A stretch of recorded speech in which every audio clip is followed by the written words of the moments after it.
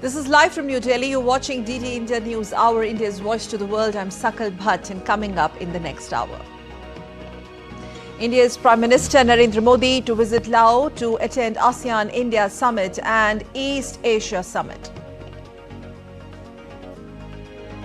India's central bank keeps RBI repo rate unchanged at 6.5% for 10th consecutive time. Stance changed to neutral from withdrawal of accommodation. And Zelensky, Ukrainian president, addresses Ukraine's South-East Europe summit in Dubrovnik in Croatia, says Ukraine's victory plan offers reliable stability for Europe. This is a victory plan for each of your countries. It's a plan for reliable stability. And Hurricane Milton races towards Florida's west coast. Emergency Response Agency warns of its catastrophic impact. Millions asked to evacuate. And scientists David Baker, Demis Hassabee and John Jumper clinch 2024 Nobel Prize in Chemistry for decoding the structure of proteins and creating new ones, yielding advances in drug development.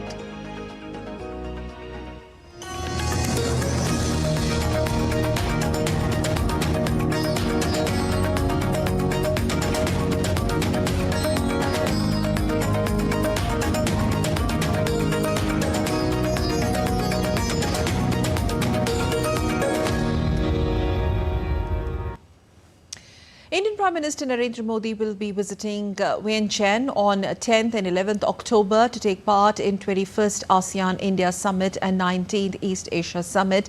He will also be holding bilateral meetings with world leaders. DD India's Meghna Dev reports from Laos.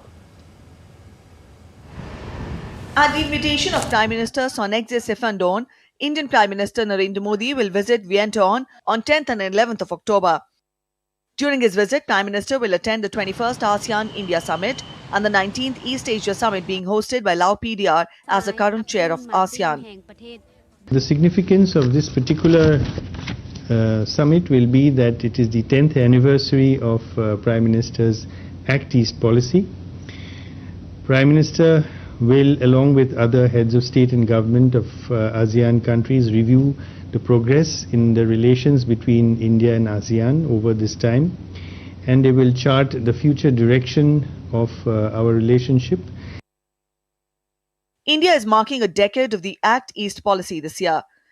The ASEAN India Summit will review progress achieved from the previous summit in Jakarta in sectors of connectivity, digital infrastructure, and the 12-point proposal Prime Minister Modi laid out for strengthening ASEAN-India cooperation. After forming his government for a consecutive third term, Prime Minister Narendra Modi recently visited Singapore and Brunei Darussalam. Not only this, the President of India visited Timor-Leste, Fiji and New Zealand. This shows how much significance India attaches to the ASEAN region, to its Act East policy and to the wider Indo-Pacific. We are also talking about the trade relationship that ASEAN has with India. And we see the data for 22 and 23, we see a bilateral trade standing at $131 billion US. Prime Minister will also participate in the 19th East Asia Summit. Last year, Prime Minister Modi called for a cooperative approach to address global challenges like terrorism, climate change and the resilient supply chains. This mechanism has been in existence since 2005, and it is to build strategic trust in the region, promote peace and stability and prosperity for the region.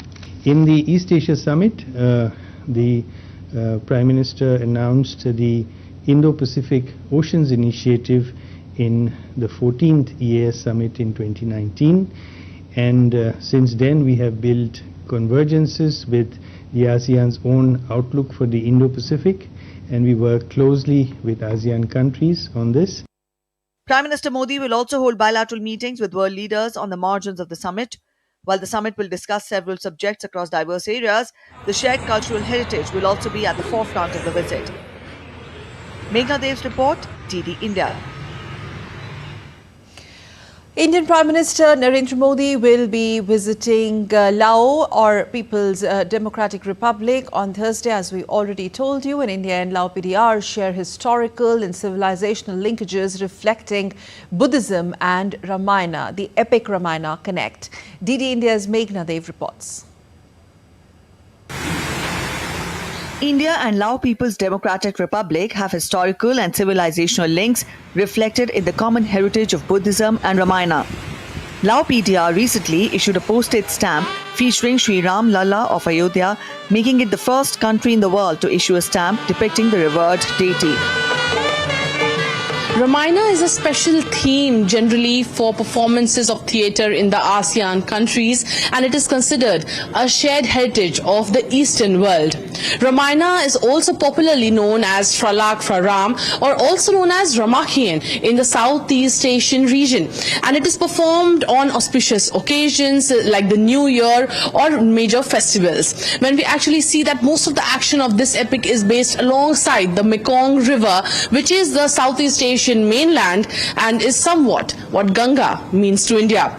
Buddhism is another aspect that traces our deep civilizational linkages. Many monks from Laos still go to Bodh Gaya to study. Monk Solidet Duangchansia, monk from Lao PDR, is pursuing Buddhist studies at the Nalanda University under a scholarship provided by the ICCR.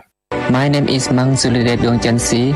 I am Buddhist monk from Laos PDR. Now I am studying at Nalanda University under ICCR scholarship. This scholarship provided by Government of India. India and Laos PDR have a core civilizational ties reflected in common heritage of Buddhism. These ties have been given an impetus to increase dynamic promotion of Buddhist thinkers and our common heritage. This includes the exchange of Buddhist scholars from different parts of the country. The Ramayana, popular throughout South and Southeast Asia, was first brought to the ancient Lao kingdom of Lane Sang centuries ago, reportedly by Buddhist missions. The historical connections between India and Laos continue to influence their modern close relationship. Today, this shared heritage is reflected in ongoing cultural and a robust development partnership cooperation. Meghna Dev's report for DD India.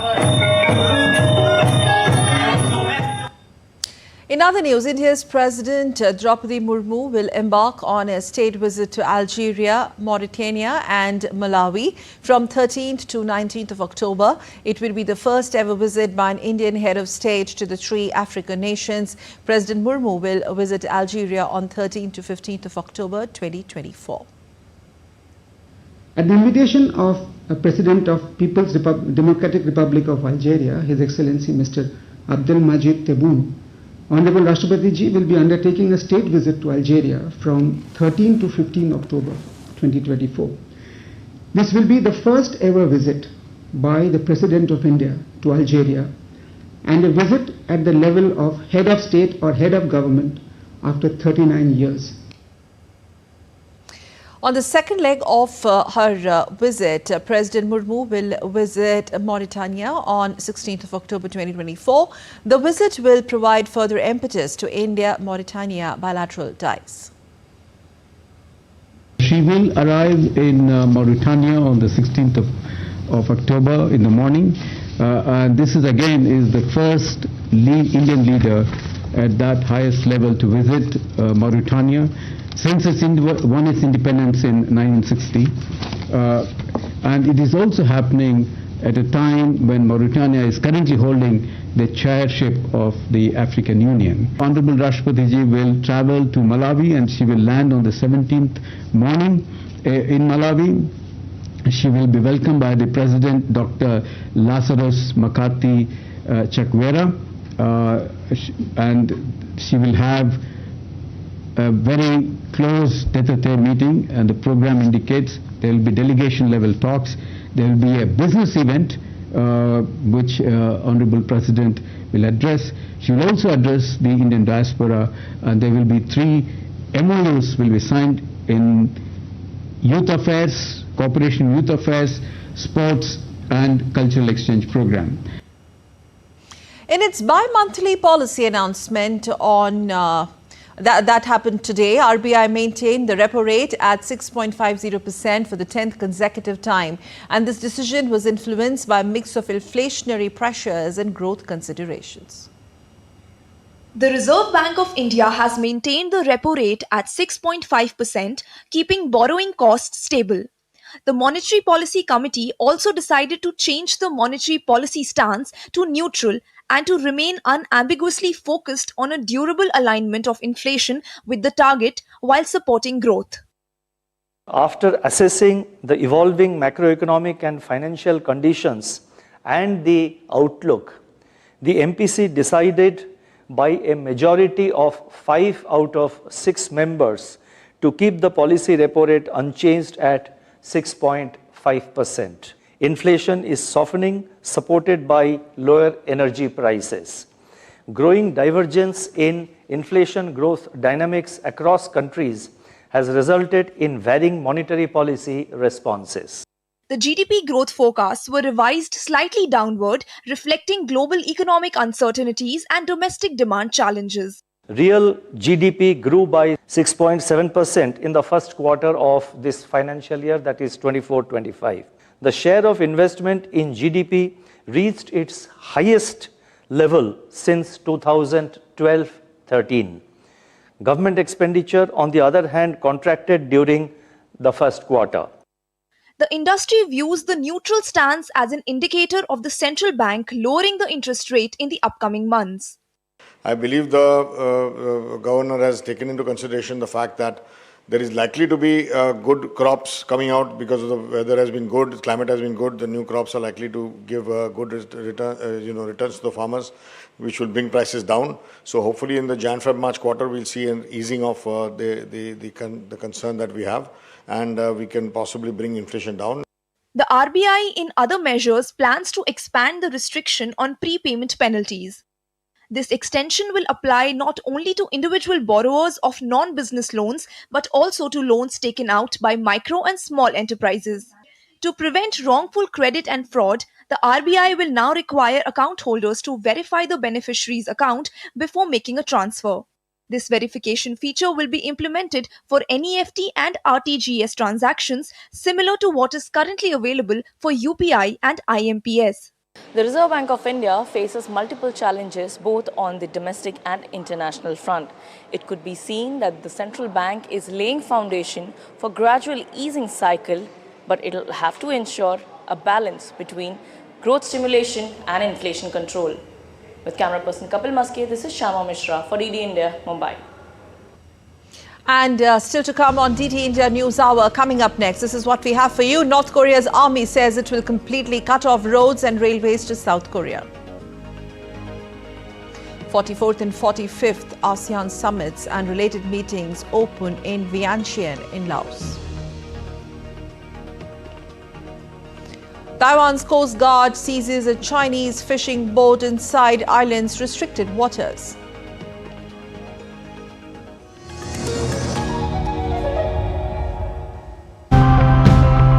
Extreme weather events are going to get more frequent and intense. What can we do?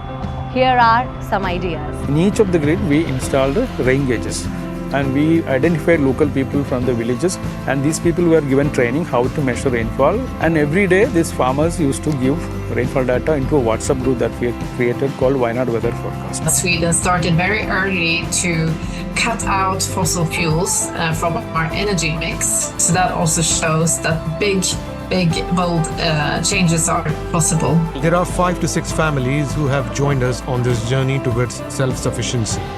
We also exchange products and goods. If we use cork instead of these materials, which are not renewable, cork is, we are decreasing several orders of magnitude.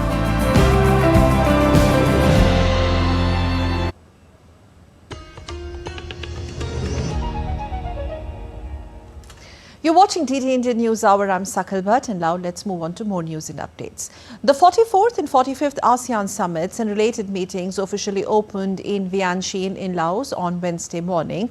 Leaders from ASEAN countries, Timor-Leste and various international partners and organizations attended the event. In his opening speech, Lao Prime Minister Sonakshi Simphadon emphasized the 2024 theme, ASEAN Enhancing Connectivity and Resilience, and highlighted the implementation of 9 priorities and the development of strategies for the ASEAN Community Vision 2045. The intensifying tensions between Israel and Hezbollah has deepened the West Asia crisis. Although UN Chief Antonio Guterres has made a very strong appeal for an immediate ceasefire in both Gaza and Lebanon, the situation on ground remains tense. The situation in Gaza is also serious as at least 45 people were killed on 5th day of the Israel military's raid to prevent Hamas fighters from regrouping. Meanwhile, Israeli Prime Minister Netanyahu has made phone call to US President Joe Biden on Wednesday and discussed growing escalation in the region. Raghav Kumar Jha of DD India reports. The conflict in West Asia has intensified dramatically as Hezbollah unleashed its most substantial rocket barrage to date on Israel on Tuesday and also on Wednesday. The aggressive move comes with the militant group's leadership pledging to maintain its offensive against Israel. In response, Israeli Prime Minister Benjamin Netanyahu announced that Israeli forces have eliminated 50 Hezbollah operatives, including potential successors to former Hezbollah leader Hassan Nasrallah. We've degraded Hezbollah's capabilities. We took out thousands of terrorists, including Nasrallah himself, and Nasrallah's replacement, and the replacement of his replacement. In view of the deepening crisis, UN Chief Antonio Guterres on Tuesday made a strong appeal for an immediate ceasefire in both Gaza and Lebanon. He warned that the region is at risk of descending into all-out war if hostilities are not halted. On our calls for an immediate ceasefire both in Gaza and Lebanon, the immediate and unconditional release of hostages, and the immediate life-saving aid to all those who desperately need it. Hezbollah said that it supports efforts to secure a ceasefire with Israel. However, reacting to Hezbollah's call for ceasefire, US State Department spokesperson Matthew Miller said that it shows the militant group is on the back foot and getting battered. For a year, you had the world calling for this ceasefire. You had Hezbollah refusing to agree to one. And now that Hezbollah is on the back foot and is getting battered, suddenly they've changed their tune and want a ceasefire. I think it's not surprising given the situation they find themselves in. Meanwhile, Israel's Prime Minister Benjamin Netanyahu urged Lebanese people to throw out Hezbollah and avoid destruction and suffering like in Gaza. You have an opportunity that hasn't existed in decades. An opportunity to take care of the future of your children and grandchildren. You have an opportunity to save Lebanon before it falls into the abyss of a long war that will lead to destruction and suffering like we see in Gaza. On the other hand, on the 5th day of the Israeli raid in Gaza, at least 45 people were killed. The Israeli military says the raid is intended to stop Hamas fighters staging further attacks from Jabalia and to prevent them regrouping. In the backdrop of the deepening crisis, different countries have launched massive evacuation operations in Lebanon to save their nationals. Raghav Kumar Jha's report for DD India. Shifting focus to Ukraine, where Ukrainian President Volodymyr Zelensky is in Croatia, where he addressed the 3rd Ukraine Southeast Europe Summit.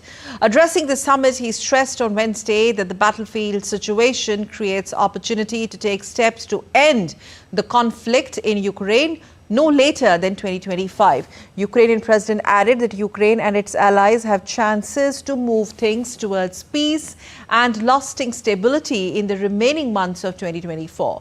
Zelensky also met Croatian Prime Minister and signed a long-term cooperation deal with Croatia. The situation on the battlefield creates an opportunity to make this choice, a choice for decisive action to end the war no later than in 2025. And we are counting on President Biden's leadership. We rely on the strong and wise steps of Britain, France, Germany, and Italy to bring security and peace to Europe. For us, this is a victory plan.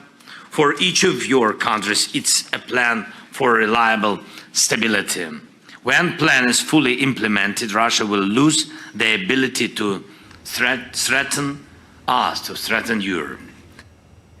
European Commission President Ursula von der Leyen has criticized Hungary's ties with Russia and China, asserting that Budapest is jeopardizing European security. Speaking at a debate with Hungarian Prime Minister Viktor Orban in the European Parliament, she highlighted Hungary's resistance or hesitance to support Ukraine and Russia's invasion. The world has witnessed the atrocities of Russia's war. And yet, there are still some who blame this war not on the invader, but the invaded, not on Putin's.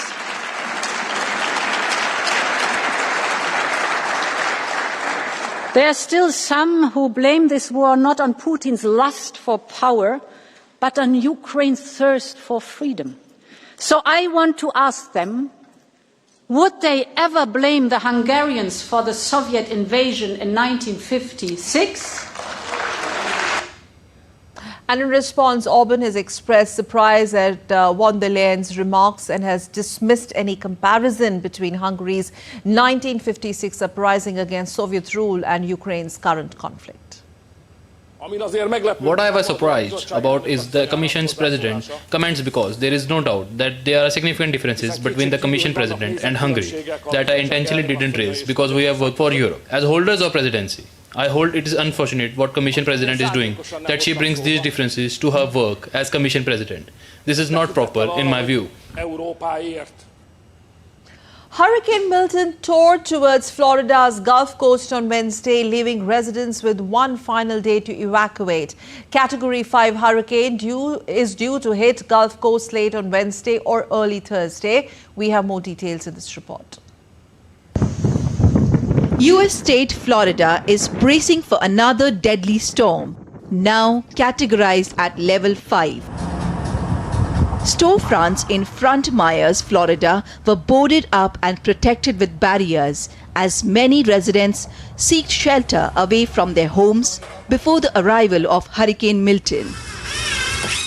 Traffic piled up on Interstate 4 heading northeast from Tampa to Orlando as residents on the Florida coast flee inland to avoid Hurricane Milton. Hurricane Milton was forecast to make landfall late Wednesday or early Thursday, is threatening a stretch of Florida's densely populated west coast.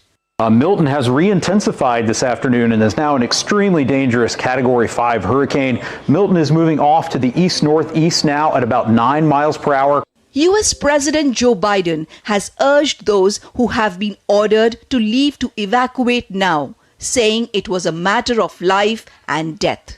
The president has approved pre-landfall emergency declarations in Florida and is calling on airlines to accommodate evacuations and not engage in price gouging. Most importantly, I've urged everyone currently located in Hurricane Milton's path to listen to local officials and follow safety instructions. You all have been reporting on the highways, the shoulders being opened, everybody's heading out. And if you're under evacuation orders, you should evacuate now. You should have already evacuated. It's a matter of life and death, and that's not hyperbole. It's a matter of life and death. More than 1 million people in coastal areas are under evacuation orders. Gulf Coast of Florida is still recovering from the devastating impacts of Hurricane Helene less than 2 weeks ago. Yeah, I saw the evacuation order. I'm in high-rise downtown, so I feel pretty comfortable where I'm at. I got plenty of food and supplies, so I'm just going to stick it out. The storm is on a rare west to east path through the Gulf of Mexico and is likely to bring a deadly storm surge of 10 feet or more to much of Florida's Gulf Coast. Bureau Report, DD India. Well, Florida braces for the gigantic Milton storm. Shifting focus to Mozambique elections, where Mozambique has voted in an election on Wednesday that is likely to deliver another win for the ruling Frelimo party that has been in power in the southern African nation since 1975. Incumbent President Filipe Nyusi cast his ballot in Maputo. Nyusi from the ruling Frelimo party is stepping down after serving 2 terms. 4 candidates, including Frelimo's Daniel Chapo, Usufo Momade of the main opposition party, the Mozambique National Resistance, Lutero Simango of the Mozambique Democratic Movement, and independent candidate Venancio Mondlane are in the presidential race. Taiwan's Coast Guard says it seized a Chinese fishing boat and its 9 crew after the vessel was found inside the island's restricted waters.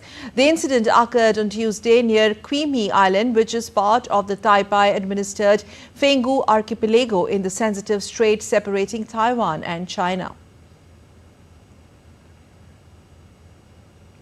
Shifting focus to Korean Peninsula, where North Korean Army has said that it will completely cut off roads and railways connected to South Korea starting from Wednesday. And with this announcement, the military says it will fortify the areas on its side of the border. The announcement heralds a further escalation in activity close to the demarcation line separating the two Koreas, which had been rare in recent years until this year. However, Pyongyang says this was a response to war exercises that have been held in South Korea, as well as frequent visits by U.S. strategic nuclear assets in the region. Union Cabinet chaired by Prime Minister Narendra Modi has approved construction of 2,280-kilometer roads in border areas of Indian states of Rajasthan and Punjab with an investment of whopping 4,406 crore Indian rupees. This decision will have a major impact on the road telecom connectivity and also facilitates a lot of water supply, health and education. Union Cabinet also border areas बड़ा border है दोनों के दोनों राज्यों का मिला के, तो राजस्थान और पंजाब के जो बॉर्डर एरियाज हैं उसमें 2,280 किलोमीटर्स नए रोड नेटवर्क का डेवलप करने का आज निर्णय लिया गया. 2,280 किलोमीटर्स, करीब 4,400 करोड़ का इसमें इन्वेस्टमेंट आएगा. 4,406 करोड़. बहुत बड़ा इम्पैक्ट पड़ेगा बॉर्डर एरियाज में, लाइवलीहुड पे, कनेक्टिविटी पे, ट्रांसपोर्टेशन पे, लोगों के आने जाने में, एजुकेशन के लिए, हेल्थ केयर के लिए, ट्रेड के लिए, हर तरीके से अपने सोशल नीड्स के लिए जो ट्रैवल की एक बहुत बड़ी फैसिलिटी इससे बनेगी. And the Union Cabinet also approved the development of the National Maritime Heritage Complex at Lothal in Gujarat. Lothal में national maritime heritage complex develop किया जाएगा. पूरे भारत की रिच और डाइवर्स मैरीटाइम हेरिटेज को दिखाना और वर्ल्ड का सबसे लार्जेस्ट मैरीटाइम हेरिटेज कॉम्प्लेक्स बनाना, ये एक बहुत बड़ा संकल्प है आज के इस कैबिनेट के डिसीजन में. माननीय प्रधानमंत्री जी ने इसमें बहुत फोकस दिया है क्योंकि गुजरात में सीएम रहते हुए उन्होंने इसको एक तरीके से बहुत डीप में स्टडी किया था. कई इसमें यूनिक फीचर्स होंगे. एक लाइट हाउसेस का म्यूजियम होगा, शिप बिल्डिंग का एक्सपीरियंस होगा, डॉक्स होंगे और लोथल का जो टाउन का उस टाइम का जो पूरा डिजाइन था वो कंप्लीट टाउन का डिजाइन वहां पे बनाया जाएगा. India's Finance Minister Nirmala Sitharaman has said that the carbon border adjustment mechanism of the EU is against the interest of countries like India. The CBAM is a carbon tariff on imported goods to the European Union that must disclose the carbon cost of production. It is currently in a transitional phase up to 2025 and is expected to take effect in 2026. It will adversely impact India's exports of iron, steel, aluminium to the EU. You have unilateral measures like the CBAM, the cross-border adjustment mechanism which is coming, which is going to hurt our industry.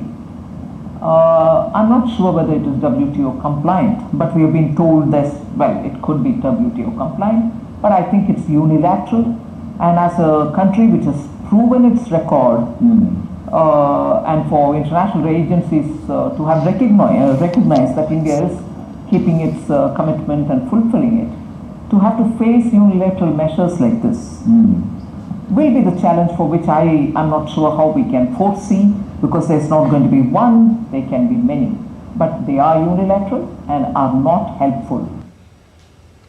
While talking to the Financial Times at the FT Energy Transition Summit in New Delhi, Minister Sitaraman highlighted that India has fulfilled its COP21 commitments well before schedule. She said all forms of non-fossil fuel energy are being promoted to provide the right traction for growth and transition.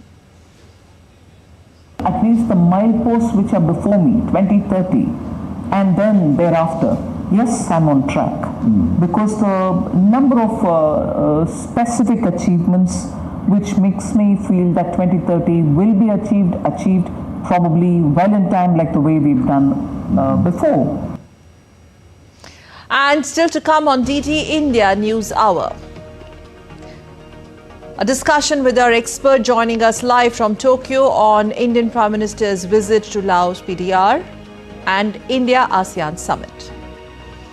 Opening ceremony of Malabar 2024 held on board Indian naval ship Satpura at Visakhapatnam.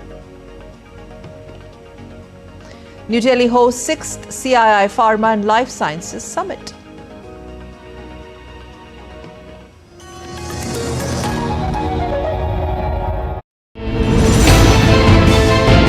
Geopolitics and trade deals.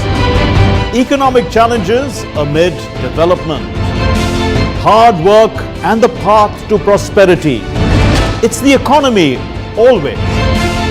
Between walkers, money is what money does and says. Supply creates its own demand. Between the bulls pulls and bears tears. When supply chains globalization and India rises to the podium. We'll get you centered with the economic brief at 8 p.m. every Thursday on DD India.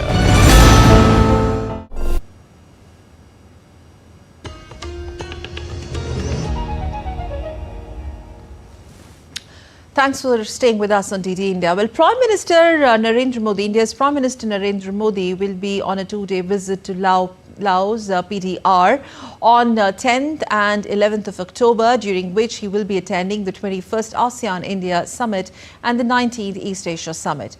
Now, Laos is the present chair of the ASEAN, and Prime Minister Modi will visit Vientiane on the invitation of Laos PDR Prime Minister Sonsai Sifondon. Let's decode the significance of this visit with our eminent experts, Dr. Satoru Nagao, joining us live from Tokyo in Japan. He is the non-resident research fellow from the Hudson Institute. Thank you very much, Dr. Satoru, for joining us. To begin with, for us, for the viewers of DD India, if you could just outline the significance of this summit, vis-a-vis timings of it, because we do know that India is marking a decade of the Act East Asia or Act East policy this year, and has been very, very vocal about its equations with ASEAN nations, and the way we say that they are central pillar of India's Act East policy and also India's Indo-Pacific vision. Yes, so thank you very much for inviting me to think about how important this summit and for India and for the regional country. In this case, we cannot forget one important thing. This region is emerging region, rising region, especially economically.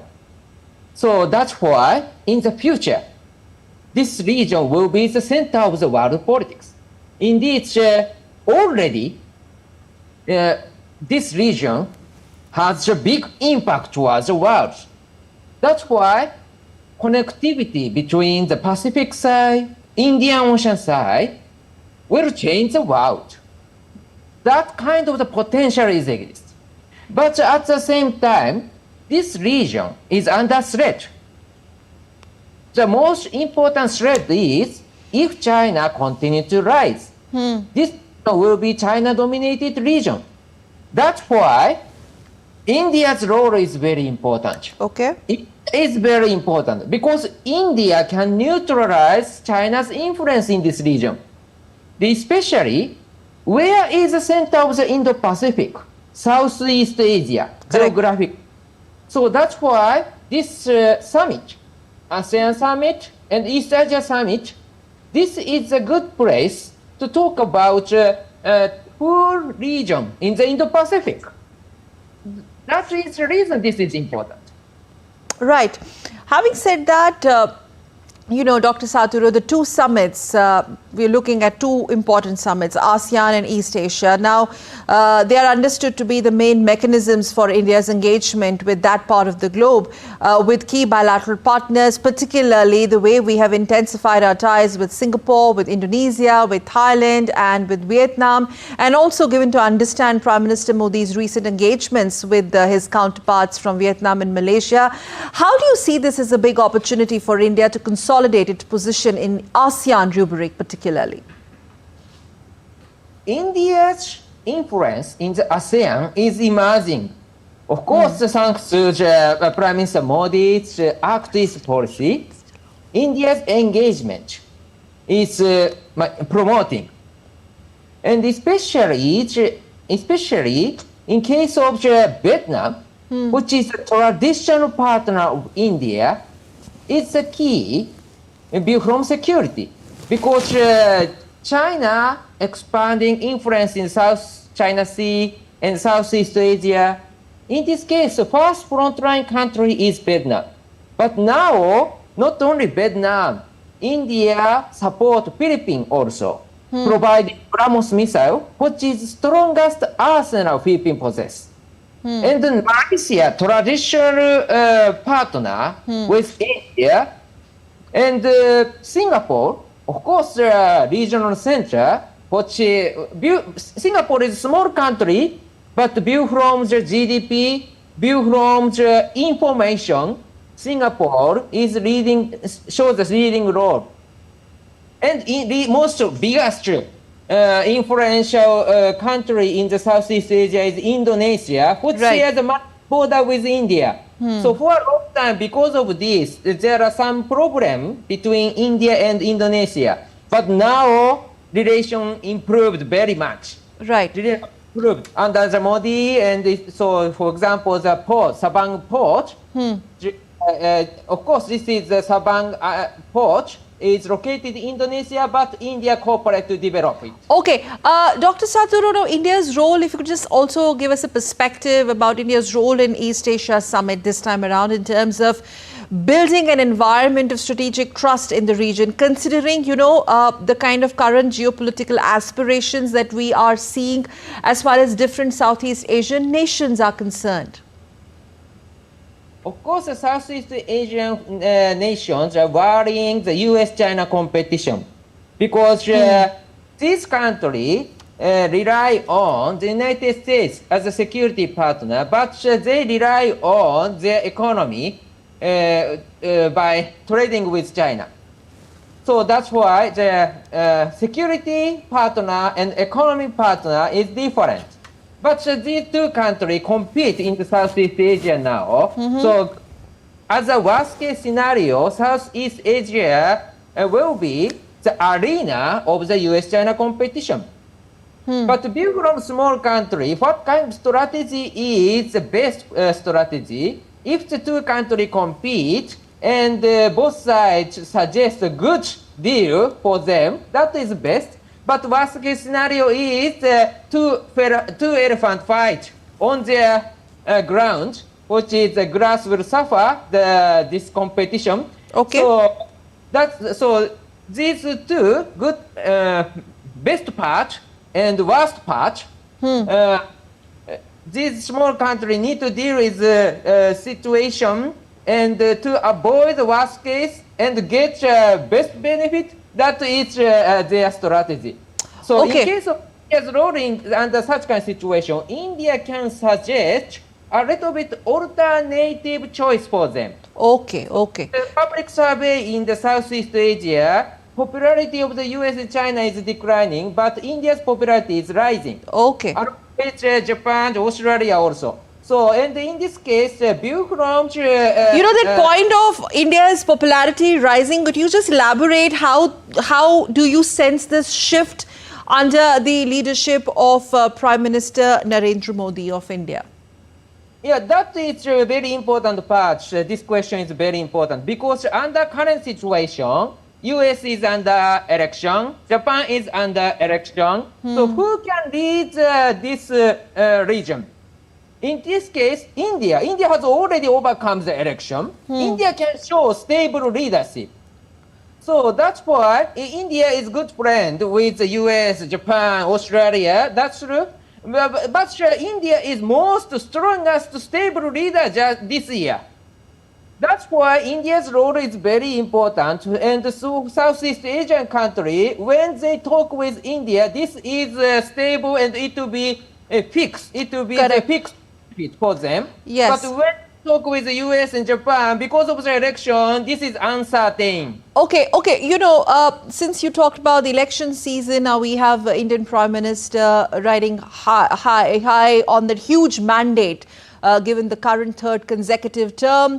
And this also happens to be Prime Minister Modi's 10th attendance at the ASEAN-India summit. And that kind of explains India's rising popularity, quote unquote, in your words, in the ASEAN scheme of things. Having said that, Dr. Saturo, the areas of engagements between India and ASEAN ecosystem that may likely to see an upswing this time around. What's your understanding on that? Of course, the ecosystem is very important. The stable supply of the energy, stable supply of the material they need to trade. This sea-level communication is including in this area. So this was very important. But under current competition of the great powers in the world just now, they are worrying about this kind of stable economy, vital communication line, trade line, energy supply line, supply chain also.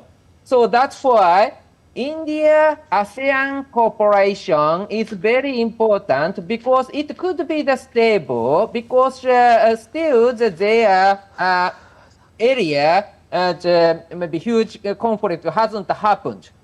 So that's why this is a good chance for India, for ASEAN, both. So this is important. Okay, so shifting focus. Yes, Dr. Saturo, I'm sorry, I'm really running short of time, but this is a quick last question. There's so much to talk about.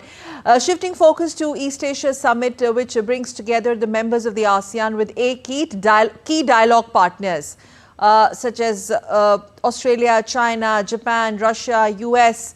How do you see the role of these dialogue partners in this current edition of Summit? And that's a controversial issue because, for example, the US and Russia or the US and China, both they are competing now. Yeah. Of course, Japan, Australia, US side clearly, and India is a good friend of many partners in this case. Yes. So that's why if we include all countries in one conference, indeed they cannot decide anything. So that's why the exchange of opinion, sharing information is possible, but indeed the most important conference is not the conference itself. Our side event is most important. Side event, bilaterally, trilaterally, quadrilaterally, they can meet and agree something. But in the big conference, which includes both sides of the competition, this means that it is very difficult to agree something. Okay, we'll leave it there, but really appreciate you joining us all the way from Tokyo in Japan. Thank you very much, Dr. Saturo Nagao, for sharing your perspective on ASEAN-India Summit. Thank you. Namaste. Thanks. Okay, let's now move on to some more stories on DD India News Hour. The pharmaceutical industry in India is currently valued at $41.7 billion and is expected to reach $65 billion by the end of 2024. Indian pharma and life science sector is also on the uptrend, irrespective of the global slowdown. The 6th Pharma Summit celebrated the success the sector has enjoyed and deliberated on the road ahead in terms of ideas. DD India's Anil Thomas has these details in this report. The Pharma and Life Sciences Summit focuses on groundbreaking advancements in biotechnology, innovations, life sciences and related fields. The deliberations at the summit emphasize the integration of technology and research in shaping the future of life sciences, along with health, making it appealing to a wide range of professionals and stakeholders in the country. Even though there is a general slowdown in exports globally, the good news is that Indian pharmaceuticals, biotech, and bulk drug exports have grown double digit over the last year. And in the first 4 months of this year, these exports have now become the 4th largest merchandise export item for the Indian economy. Life sciences industry is at its edge, where E is for efficiency, D for democratic dividend, G is for government policy, and E for economies of scale. The need now is to focus on twin tech transition for sustainable development and look at industrialization of biology in the next 25 years. Twin tech transition for sustainable development is probably the most model that will work actually. And these twin tech transitions are digital tech and the green tech actually. The two key aspects that one needs to talk about is how we utilize both these aspects to be able to convert India into a Viksit Bharat in 25 years' time. Indian drug policies introduced by the government are conducive to the growth of the sector. However, more needs to be done to reduce compliance burden and to do more value-added work. There was a big concern from industry on the time being taken in issuing the export NOCs. And the data was showing that anywhere from 20 days to 60 days was actually being taken. We converted them into online process, and the data month on month since we did it is that you'll be surprised to hear that from 20 to 60 days, we have brought down to less than 3 days. The country should now move from being not only the largest market for diagnostics, but also the biggest creator of technologies in the sector. Anil Thomas, DD India, New Delhi. The opening ceremony of Malabar 2024 was held under the aegis of Eastern Naval Command on board Indian naval ship Satpura at the coastal city of Visakhapatnam on Wednesday. The ceremony, hosted by Vice Admiral Rajesh Pinharkar, Flag Officer Commanding-in-Chief of India's Eastern Naval Command, was attended by senior naval and military dignitaries from United States, Japan and Australia. The exercises are being conducted in 2 distinct phases and will witness live weapon firings, complex surface, anti-air and anti-submarine warfare drills and joint maneuvers. And now let's take a look at the other stories that are making headlines. Indian Navy's INS Talwar reached South Africa to take part in the 8th edition of the India-Brazil-South Africa Maritime Exercise. The exercise undergoing at the South Africa from October 6th includes the navies from India, Brazil and South Africa. United Nations Population Fund, or UNFPA, has recognized India's extraordinary progress in advancing maternal health and family planning. Dr. Natalia Kanem, Executive Director of UNFPA, commended India's monumental efforts in reducing the maternal mortality ratio by an impressive 70% between 2000 and 2020.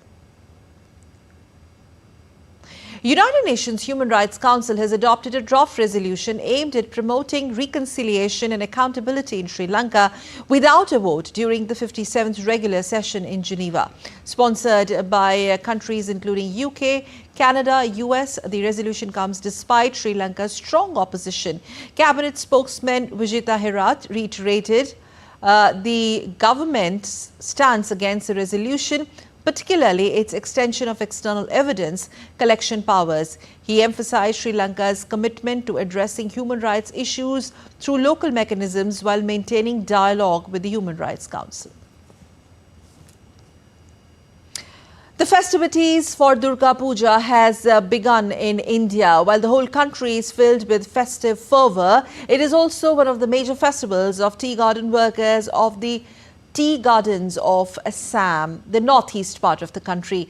Our correspondent Subina Roy explores the tea tribe way of celebrating Durga Puja. Festive spirit has begun in Assam, and especially in the tea city of Dibrugarh. And we are here at a tea state in Bokul, where Durga Puja is being celebrated. And this is age-old, centuries-old Puja, which is being celebrated by these tea garden workers. World famous for its lush tea gardens, but the lives of tea garden workers are much more interesting. After toiling hard for 6 months, the tea garden workers are busy collecting this season's final flush of tea leaves. Before they wind up collecting leaves for this season, the much-awaited autumn festival is here, and that is Durga Puja. The tea estates are filled with joy and fervor as the tea garden workers have just got their Durga Puja bonus announced recently by the Assam government. There are around 1,000 tea estates in Assam, and every garden celebrates their own Durga Puja. Bokul Tea Estate is one such Durga Puja, which is centuries old, dating back to the Ahom period. The Britishers and the tea tribe community continued the tradition, celebrating it with the same zeal and religious fervor. और ये पूजा दुर्गा पूजा आहूम राजा से है, जो अभी आपको ये छत देख रहा है, ये चीज़ आगे में हम लोग का जंगल रहा, वो जोकाई कंपनी का मालिक के आगे के बात है बैठो, जे इसमें बहुत महत्व है. Similarly, set amidst the Vardhan tea gardens of Dibrugarh is the Mankota Tea Estate Puja. The puja stalls and pandals are being prepared for the festivities. Sweet shops, toy shops, fast food shops are the main eye-catchers for the people visiting here. Children especially enjoy the festivities and can be seen playing around the pandals. सबसे अच्छा लगता है, भाषण ज़्यादा अच्छा लगता है कि पूजा? पूजा. पूजा अच्छा लगता है. और ढाक बजता है यहाँ पे? ये बजता है. और नया कपड़ा पहन के घूमते हो और दूसरे पंडालों में जाते हो? जाते हैं. The whole tea garden community is all drenched in Durga Puja festivities. The puja here is all about the simplicity with which these tea tribe worship Ma Durga and seek her blessings to win over the evil. You haven't seen this side of the tea gardens, that when the Durga Puja is celebrated during the autumn season of Ashwin Mas. And here you can see the children and the tea garden workers are making merry here in this festive season. And it's all camaraderie and merrymaking, and the whole community worships Ma Durga and seeks her blessings for a new year ahead. With DDK Dibrugarh team, Subina Roy, DD India. Well, it's the festive season in India this time, in this month particularly, and of course part of the next month as well. Well, you're watching DD India Newshour, but time now for some sports news. And let's move on and get you some update on the Indian women's team winning a historic bronze medal at the Asian Table Tennis Championship in Astana, the capital of Kazakhstan. It is the first ever medal in women's team event for India since Asian Table Tennis Union started conducting the competition way back in 1972. India lost 1-3 to Japan in the semis, while China defeated Hong Kong 3-0 in the other semis, but both losing semi-finals are awarded bronze. Semi-finalists are awarded bronze medals. India has defeated South Korea 3-2 in the nail-biting quarter-final on Tuesday to confirm the medal of bronze. Well, South Africa produced a superb all-round performance to thrash Scotland by 80 runs in their Group B match at the Women's T20 World Cup in Dubai. After winning the toss and choosing to bat first, South Africa notched up the tournament highest total of 166 for 5 in their 20 overs. Scotland, playing in their first World Cup, were never in the chase and slumped to 80 all out in 17.5 overs. They have been eliminated from the tournament after 3 successive defeats. The win lifts South Africa to the top of Group B, while Scotland remains at the bottom.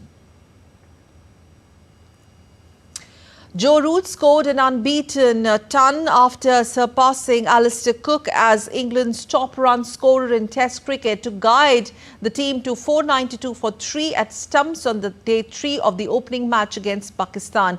Root eclipsed Cook's tally of 12,472. He then fought off cramps after lunch to bring up his 35th century. He cruised to 176 not out at the close, with England trailing by 64 runs. Harry Brook was batting on 141, a fine knock that followed Ben Duckett's quick-fire 84 earlier.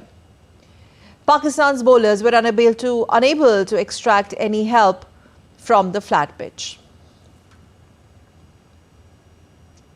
Well, German coach Jurgen Klopp has been appointed ahead of the football operations at Red Bull. Owners of several clubs, including RB Leipzig, and New York Red Bulls. Klopp, who ended his successful 9-year stint with Liverpool at the end of last season, will start his tenure on 1st of January 2025. The former Borussia Dortmund head coach rejuvenated Liverpool, winning the Premier League and Champions League during his tenure. Klopp also led Dortmund to 2 Bundesliga titles. And two-time Olympic gold medalist Valer Alman of US was named as the international event ambassador of the Delhi Half Marathon by the organizers. The Delhi Half Marathon is a gold Stanford World Athletics labeled road race. Started in 2005, the event will mark its 19th edition on October 20th. Olympic champions Joshua Cheptegei of Uganda and Perez Jepchirchir of Kenya will headline the men's and women's elite fields respectively. Alman, who clinched gold medals in the women's discus throw at both the Tokyo 2020 and Paris 2024 Olympics, is also a two-time World Championship medalist, securing silver in 2023 and bronze in 2022. Well, that's all for this edition of DD India News Hour, but let us know your thoughts on the news of the day. For those on the go, you can get all the latest news and updates from India and across the world on DD India mobile app. The app is available on both Android and iOS platforms. Scan the QR code on the screen to download now. Well, we will be back with more news as it breaks here on DD India. I'm Sakal Bhatt from all of us here in Delhi. Thanks for watching DD India News Hour.